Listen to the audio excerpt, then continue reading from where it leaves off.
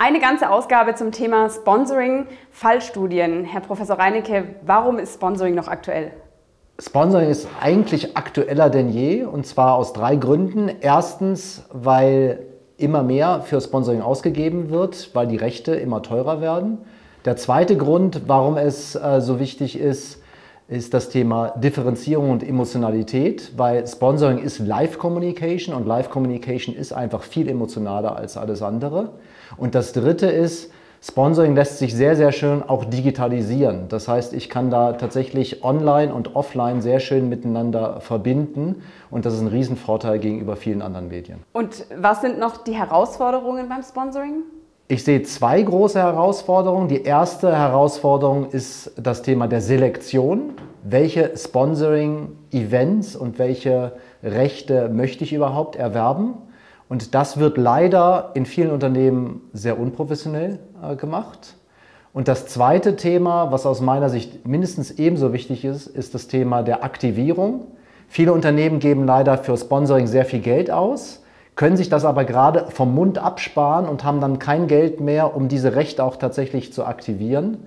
Und man muss mindestens so viel in die Aktivierung setzen, wie man für die Rechte ausgibt. Dominik, du hast die Ausgabe koordiniert.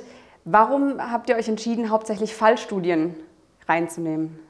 Anhand der Fallstudien kann man sehr schön die verschiedenen Ausprägungsformen der Sponsoring-Aktivierungen besonders sehen, also wie die Unternehmen das in der Implementierung umsetzen und in die eigene Unternehmenskommunikation eben einbauen. Und das wird anhand der Fallstudien sehr gut sichtbar. Wir haben uns bewusst dafür entschieden, weil da eben ganz unterschiedliche Aspekte zum Vorschein kommen. Das reicht von ganz unterschiedlichen Bereichen, die eben sehr spannend sind, wenn man sie am praktischen Beispiel auch gut sieht und die so aufbereitet wurden. Also Sponsoring ist ein Instrument in der Kommunikation, das sehr vielfältig eingesetzt werden kann. Und anhand der Fallstudien können wir eine ganze Palette und eine große Breite unterschiedlicher Möglichkeiten aufzeigen, wie man das für die eigene Unternehmenskommunikation nutzen kann. Kannst du dafür ein konkretes Beispiel geben? Ja, wir haben unterschiedliche Beispiele involviert. Zum Beispiel haben wir mit Julius Baer ein Interview geführt. Die sind in das Formel-E-Sponsoring eingestiegen und hatten da die große Herausforderung, überhaupt keine Referenzwerte zu haben, mussten also alles von Null aufbauen und haben innerhalb von kurzer Zeit das sehr gut hinbekommen.